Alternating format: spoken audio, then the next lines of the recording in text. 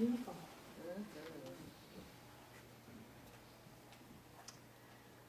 So, today we begin a Lenten series, and you all should have gotten a book. Rise up! So we are going to move into several weeks of talking about Lent and the many things that we can do to honor this incredible sacrament of the Christian religion. So first of all, let's talk about what Lent is. Many of you know this, but sometimes we need a reminder. It's really a season of prayer. A prayer and fasting, to a certain extent, that precedes that glorious day when that Christ consciousness is resurrected within us, which is Easter. It officially began this year, according to the Christian calendar, on Ash Wednesday, which was March 5th. And it lasts until Easter, which is a total of 40 days, excluding Sundays. Okay, they don't count the Sundays. 40 days. There's something very magical about 40 days. The number 40 is used throughout the Bible, and it usually represents a time of preparation for something that is about to unfold. And the 40 days represents not only that time of preparation, but a readiness, a completeness. So it's symbolic of the time that it takes us to become ready for that which is forthcoming. Generally, it's a time to retreat, therefore, from the outer world, from worldly things, which means we are preparing within, cleansing the mind, and placing one's focus on spiritual matters of the heart and the mind and the soul. So this is a fabulous time for all of us to say, during these 40 days, I'm going to make a special effort to focus on that world within, preparing myself for rising up into a greater expression of who I am. Now, the number 40s had significance throughout the entire Bible. I mean, think about this. Noah's Ark, it rained for 40 days and 40 nights. On Mount Sinai, preparing to receive the 10 Commandments, Moses stayed and prayed for 40 days and 40 nights. The Israelites then wandered in the desert for 40 years before being ready and prepared to reach the promised land or move into the promised land. Elijah walked for 40 days and 40 nights to Mount Horeb, which was another name for Mount Sinai. Jesus fasted for 40 days and 40 nights in the desert before he began his public ministry. 40 is throughout the Bible, and it's a very symbolic number. Lent is 40 days. In fact, it's quite often referred to, just in our general culture, that if you want to break a habit, 40 days. Something about that 40 days. And I think what it means is if you can really focus on something for that period of time, for 40 days, chances are you will make a change. Chances are you will change that within you that can really make it ready. So during these days of Lent, we have an opportunity to discipline the mind, perhaps even the body, to prepare and be ready to receive the Christ consciousness resurrected within each of us on Easter Sunday. An opportunity for us to rise up. So some people can take Lent quite literally, and they'll give up worldly things. Sometimes that's not such a bad idea. You know that in many of the Christian religions, they took that quite seriously. John Smith was a Protestant who moved into a very large Catholic neighborhood. On the first Friday of Lent, John was outside grilling a big, juicy steak on his grill. Well, at the time, the Catholics on Friday would say, oh no, only anything but, meat, always had to have fish. So all his neighbors are eating cold tuna fish for supper. Well, this went on every Friday for Lent. Now, the last Friday of Lent, the neighborhood men got together and they decided that they had to do something about John, because John was tempting them with this incredible, juicy steak on the grill every Friday, and they didn't like it. They didn't want to take it anymore. So they decided to convert John to be a Catholic. Okay? They went over and talked to him, and they were so happy when he decided to join all of his neighbors and become a Catholic. They said, great.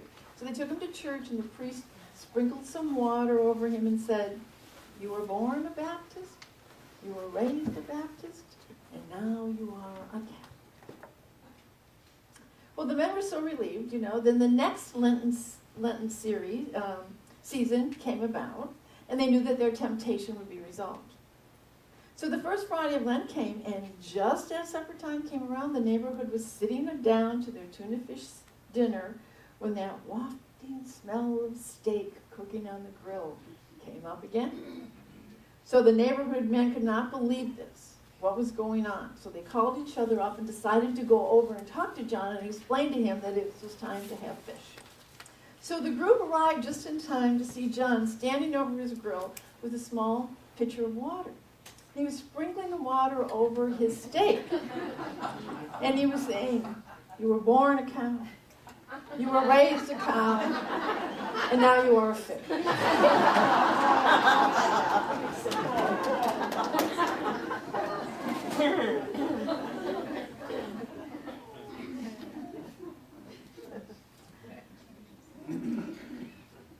I would like to suggest several things for us to consider for Lent. In fact, every week up until Easter, we will be talking about those things that we can do to enhance our spirituality, to move within and to really understand more about various aspects of ourselves as we prepare for that great rise-up day of Easter. It's time when we are really reminded of our spirituality and to give it more focus and to attend to our spiritual needs. Sometimes we get so caught up in our lives that we do not really spend enough time and enough focus on our spirituality. So it's time to renew our faith and become more mindful of who we are and what we are doing. So it is over these next 40 days that I'm going to be asking you to really attend to your spirituality, to attend to your inner life as well as your outer life. For this week, I have 2 suggestions for you. The first is perhaps represented by this cute little story. A group of alumni highly established in their careers got together to visit their old university professor. Conversation soon turned to complaints about stress and work and stress and life, probably complaints about the weather. Offering his guests coffee, the professor went to the kitchen and returned with a large pot of coffee and an assortment of cups. Now, some of these cups were porcelain, some of them were plastic, some of them were glass, some of them were crystal, some were plain looking, some were very expensive, some were quite exquisite, and others were very, very boring. And he told them to help themselves to coffee. When all the students had a cup of coffee in hand, the professor said, now if you noticed, all of the nice-looking, expensive cups were taken, leaving behind the plain and cheap ones. Well, it is normal for you to only want the best for yourselves. Sometimes that is the source of your stress and the problems in your life. Be assured, he said, that the cup itself adds no quality to the coffee. In most cases, it's just more expensive. In some cases, even hides what we drink. What all you really wanted was coffee, not the cup. But you consciously went for the best cups. And then you began looking at everybody else's cup. Now consider this. Life is the coffee. Life is the coffee. The jobs, the money, the position in society are the cups. They're just tools to hold and contain life. And the type of cup we have does not define nor change the quality of the life we live. Sometimes by concentrating on the cup, we fail to enjoy the cup. So this is a time for us to let go of all of those other external pressures and stress and ambitions and say, all right, for the next 40 days, I'm going to really focus on coffee, symbolically. Okay? Really focus on my life. Focus on what's important in my life. If we define ourselves by the cup, we define ourselves by what we're doing, by how we succeed, what is this, what is that, then we are losing that which is the life that is within. What is the life about? It's more than the cup. It's more than the external container. It's about the spirituality that is within us. So it's a time for us to really focus on that and to look at that. To what extent do I really pay attention to my life? The second thing I'm going to ask you to do is to wash your windows. And what I mean is the windows to your soul and the windows of your lenses, of your eyes. This is a time, when we begin to think of spring, and eventually we start to think of spring cleaning. But you might think about these 40 days as a time to really wash those lenses by which you see, to really clean them, to see things more clearly, to wash the filters. We change our filters every month on our furnace. It's time we started to change the filters within us. The filters that we see through, everything that we see. And we see things sometimes through filters that are not very clean. So it's time for us to really clean these up, open our eyes, clean our eyes, change our filters. A young couple moved into a new neighborhood. The next morning while they were eating breakfast, the young woman saw her neighbor hanging wash outside. Well, she said, the laundry's not very clean, she said. She doesn't know how to wash properly. Perhaps she needs better laundry soap. I wonder if I should go over and tell her. Her husband looked on, and he just kind of remained silent. And then every week, the neighbor would hang her wash out to dry. And then this young woman would make the same comments. She still, I don't know why she's doing the wash. The laundry's dirty. She really needs help. I wonder if I should help her. She wasn't sure. And the husband said, no, just, let it be. Then about a month later, the woman was surprised to see a nice clean wash on the line. She said to her husband, look, she learned how to wash properly. I wonder how to taught her to do it. I didn't go over and tell her, but look, it looks great. The husband said, well, I got up early this morning and I cleaned her window.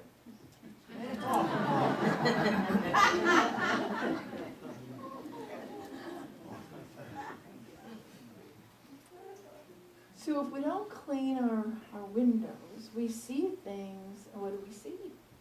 We see things, and we tend to be judgmental. We tend to see things through our dirty lenses. And it's time that we would really clean these up.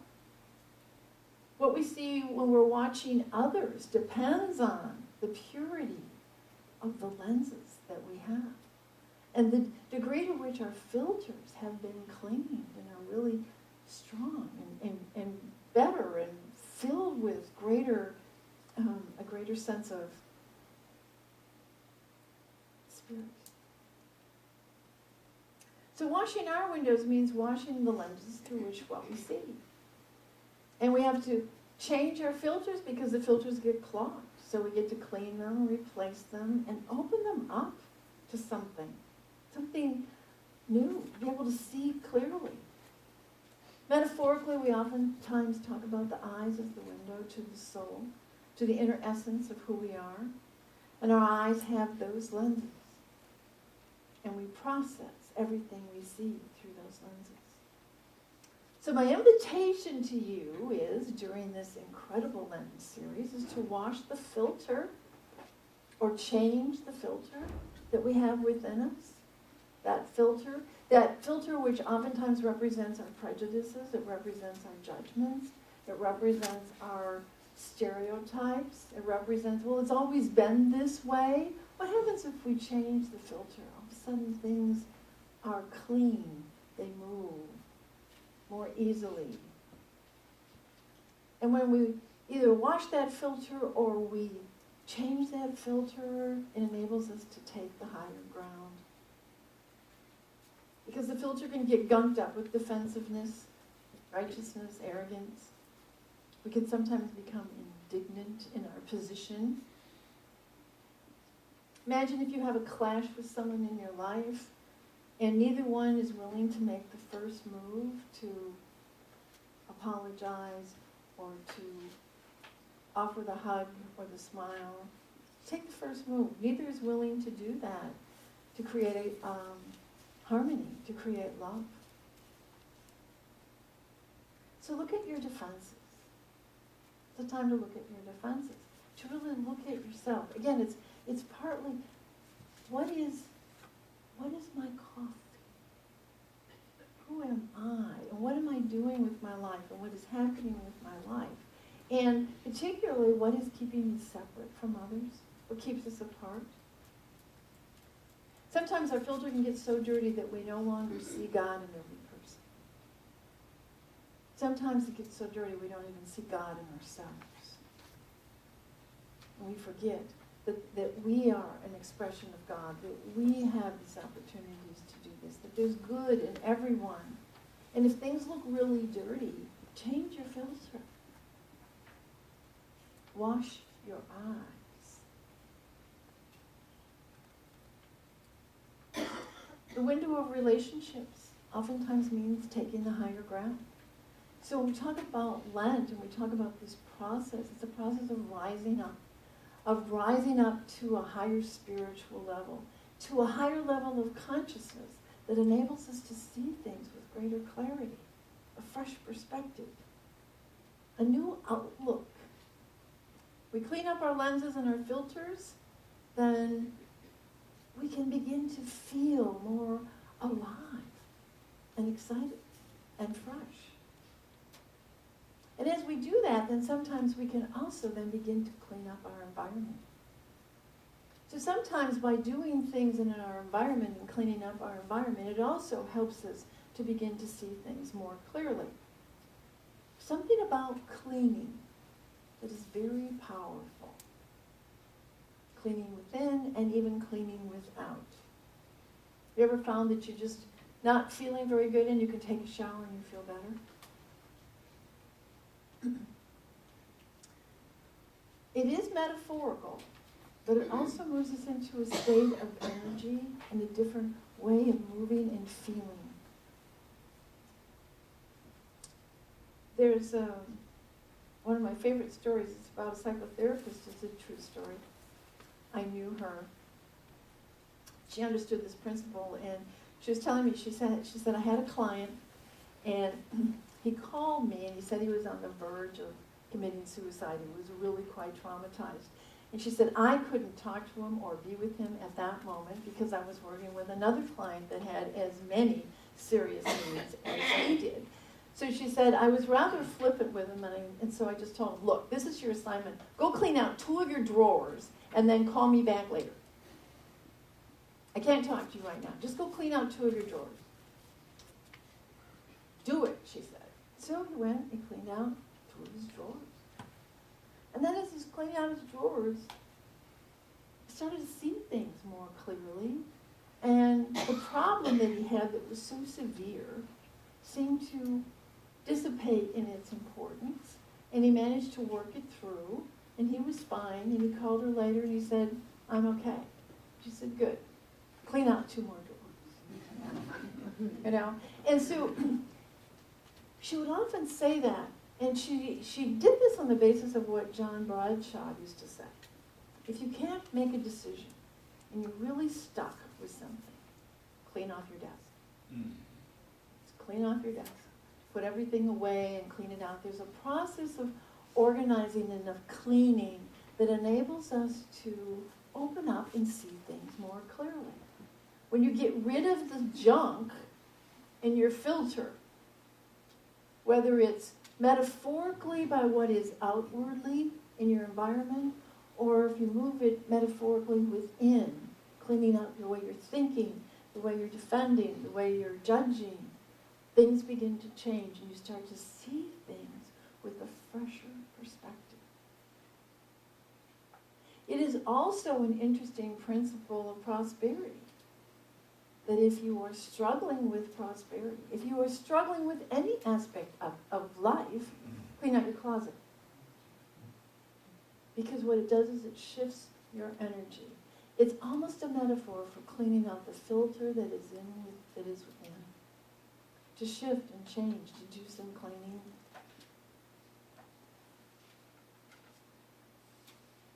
So if you have any kinds of issues or problems or whatever, you can think about that. You can meditate on cleaning your filter. And if you get stuck,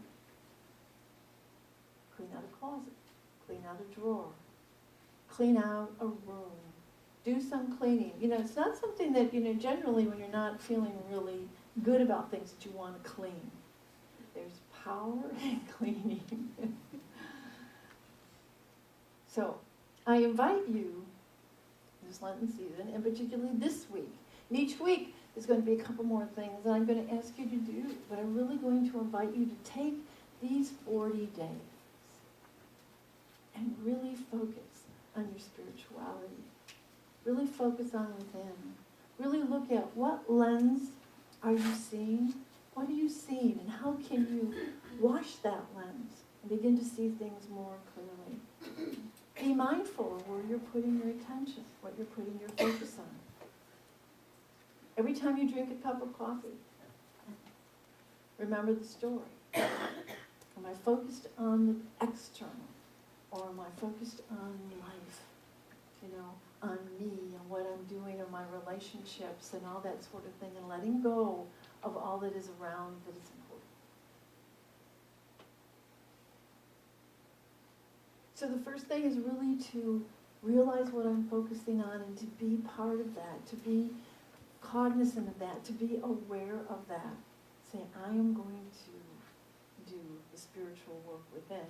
Now, how do we do that? You are all Unity people. You know how to do more work within. You know how to clean the lenses. You know how to change your filter through prayer, through meditation.